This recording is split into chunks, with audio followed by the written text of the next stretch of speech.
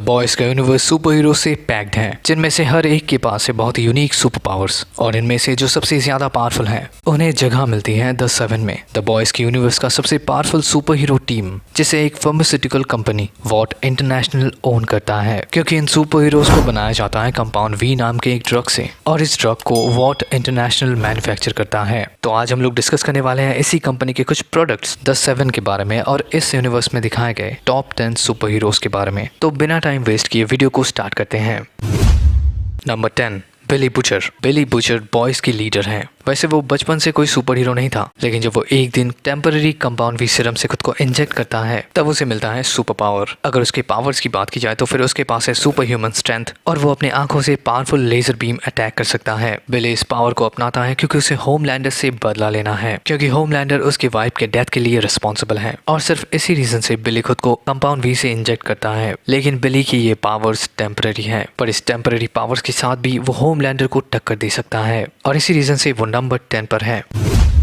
Number 9, Ryan butcher. Ryan Homelander का लड़का है और बिली के वाइफ का बेटा, और इस लिस्ट का वो इकलौता नेचुरल बॉर्न सुपर हीरो है। मतलब उसे कभी भी कंपाउंड वी से इंजेक्ट नहीं किया गया था, लेकिन इस होमलैंडर के बच्चे के पास बहुत सारे पावर्स हैं जो होमलैंडर के जैसे ही सिमिलर हैं, जैसे कि हीट विजन्स, सुपर स्ट्रेंथ और फ्लाइट एबिलिटी। लेकिन उसके पावर्स बड़े होने के साथ साथ बढ़ते रहते हैं, और जब वो बड़ा हो जाएगा तब शायद उसके पावर्स उसे होमलैंडर से भी ज्यादा पावरफुल बना देगा, जिसका एग्जाम्पल हम लोग सीजन 2 और सीजन 3 में देख सकते हैं। होमलैंडर की हीट विजन से स्टॉर्म फ्रंट का कुछ नहीं होता, लेकिन ब्रायन उसे बहुत ही बुरी तरीके से डैमेज करता है, और सोल्जर बॉय को भी वो टक्कर देता है। लेकिन अभी के टाइम पे उसके पावर्स उस लेवल तक तो नहीं पहुंचे हैं, तो इसी रीजन से वो नंबर 9 पर है। Number 8, Jordan Li. Compound V उसे बहुत ही अजीब तरीके के पावर से लेस करता है। मतलब वो खुद को कभी लड़की बना सकती है तो कभी लड़का, और उसके दोनों ही फॉर्म्स के पास अलग अलग पावर्स रहते हैं। फीमेल जॉर्डन के पास एनर्जी मैनिपुलेशन और एनर्जी ब्लास्ट करने का पावर होता है, वही मेल जॉर्डन के पास होता है सुपर स्ट्रेंथ, और वो ऑलमोस्ट इनवॉल्नरेबल है। मतलब गोल्डन बॉय को वो टक्कर दे रहा था और हरा भी रहा था, जबकि गोल्डन बॉय इस यूनिवर्स की सबसे powerful super hero team the boys को ज्वाइन करने वाला था। नंबर 7, सिंडी। इस सूप को बहुत ही कम टाइम के लिए दिखाया जाता है, लेकिन इतने कम टाइम में भी वो अपना एक अच्छा इंप्रेशन क्रिएट करती हैं। भागने से पहले वो सेज की एक टेस्ट पेशेंट होती हैं। अगर उसके पावर्स की बात की जाए तो फिर वो बहुत ही पावरफुल टेलीकिनेटिक पावर्स को होल्ड करती हैं। मतलब वो अपने माइंड से किसी भी ऑब्जेक्ट को डिस्ट्रॉय कर सकती हैं। स्टॉर्म फ्रंट जब सिंडी को रोकने के लिए आती हैं तब वो सिंडी के ऊपर बहुत ही पावरफुल लाइटनिंग अटैक करती हैं, लेकिन सिंडी इस अटैक से सर्वाइव कर जाती हैं, जिसका मतलब है कि वो होमलैंडर और सोल्जर बॉय से भी टक्कर लेने के लिए केपेबल है। Number 6, Queen Maeve. Queen Maeve the Boys के यूनिवर्स की वंडर वुमन है, द 7 सुपर हीरो टीम का सेकंड लीडर, जिसके पास है super human strength, durability, speed और स्टैमिना। वो इस टीम की एक ट्रेन मार्शल आर्ट एक्सपर्ट हैं जो होमलैंडर तक को टक्कर दे चुके हैं।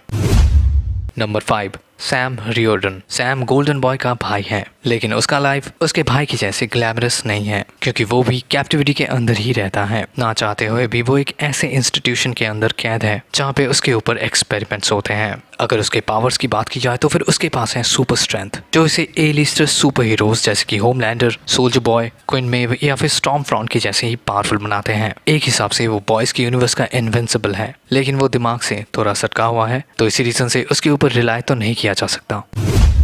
Number 4, storm front. Storm front को द बॉयज के सीजन 2 में इंट्रोड्यूस किया जाता है, और बहुत जल्द वो होमलैंडर को अपने साइड में कर लेती हैं, जहाँ पे उसके सीक्रेट पास्ट के हिसाब से वो एक नाज़ी है, और इसके प्लान के अकॉर्डिंग वो पावरफुल सुपर हीरोज को अपने साइड में करती हैं ताकि वो कमजोरों के ऊपर राज कर सके। स्टॉर्म फ्रंट एक्सट्रीमली पावरफुल है, लेकिन उसका मेन पावर होता है इलेक्ट्रिसिटी मैनिपुलेशन, और इसके मदद से उसे मिलता है फ्लाइट एबिलिटी, टेलीकिनेसिस और पावरफुल लाइटनिंग ब्लास्ट करने का पावर, जो उसे बनाती है एक ए लिस्टर सुपर हीरो। और हाँ, एक हिसाब से वो इमॉर्टल है, क्योंकि सीजन 2 में उसका एज है 100 साल।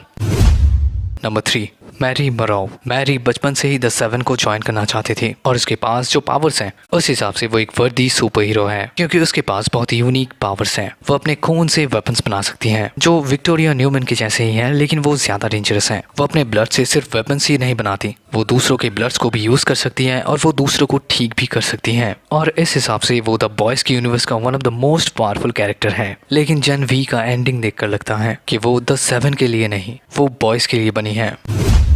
Number 2, Homelander. होमलैंडर द 7 का लीडर है, एक रूथलेस नार्सिसिस्ट साइकोपैथ जो खुद को दुनिया का सबसे पावरफुल सुपर हीरो समझता है और जिसे दुनिया सबसे पॉपुलर सुपर हीरो समझता है। लोगों को मारना उसके लिए कोई बड़ी बात नहीं है और द 7 का सबसे पावरफुल मेंबर होने की वजह से वो इस एंटायर सुपर हीरो टीम को अपने कंट्रोल में रखता है। उसका extreme super human strength, speed, durability और अपने पावरफुल हीट विजन की वजह से वो खुद को दुनिया का सबसे सुपीरियर सुपर हीरो मानता है। लेकिन सीजन 3 में उसे द बॉयज अच्छे से टक्कर देते हैं और एक पॉइंट पर तो ऐसा भी लग रहा था कि क्वीन मेव और सोल्जर बॉय उसे खत्म ही कर देगा। लेकिन फिर भी ज्यादातर लोग तो इस सीरीज को होमलैंडर की वजह से ही देखते हैं क्योंकि वो हरामी तो है लेकिन अपना ही है। और नंबर 1, सोल्जर बॉय, वॉट की पहले सुपर हीरो टीम पेबैक का लीडर और सबसे पावरफुल मेंबर सोल्जर बॉय, जो कैप्टन अमेरिका के जैसा तो बिल्कुल नहीं है, लेकिन फिर भी उसे बहुत सालों तक फ्रीज करके रखा गया था। लेकिन अभी वो वापस आ चुका है रिवेंज लेने के लिए। जब द बॉयज होमलैंडर को रोकने के लिए उसी वेपन को फाइंड आउट करना शुरू करते हैं जिससे कभी सोल्जर बॉय को रोका गया था, तब उन्हें पता चलता है कि सोल्जर बॉय ही वो वेपन है जिससे वो होमलैंडर को रोक सकते हैं। सोल्जर बॉय और होमलैंडर ऑलमोस्ट सेम पावर्स को शेयर करते हैं क्योंकि ऑब्वियसली सोल्जर बॉय होमलैंडर का बायोलॉजिकल फादर है और वो एक पावर जो सोल्जर बॉय को होमलैंडर से भी ज्यादा पावरफुल बनाता है वो है उसका पावरफुल एनर्जी ब्लास्ट जो उसके चेस्ट से निकलता है, जो इतना ज्यादा पावरफुल है कि वो इससे बड़े से बड़े बिल्डिंग्स को धूल में बदल सकता है। और अगर इस ब्लास्ट के सामने कोई सुपर हीरो आ जाता है तो फिर उसका बचना मुश्किल ही नहीं नामुमकिन बन जाता है। तो सुपर ह्यूमन स्ट्रेंथ और इस एडिशनल एनर्जी ब्लास्ट के पावर से हम लोग सोल्जर बॉय को द बॉयज की यूनिवर्स का सबसे पावरफुल सुपर हीरो कह सकते हैं। लेकिन आपको क्या लगता है कमेंट में जरूर बताना और मिलते हैं आपसे अगले वीडियो में। Till then take care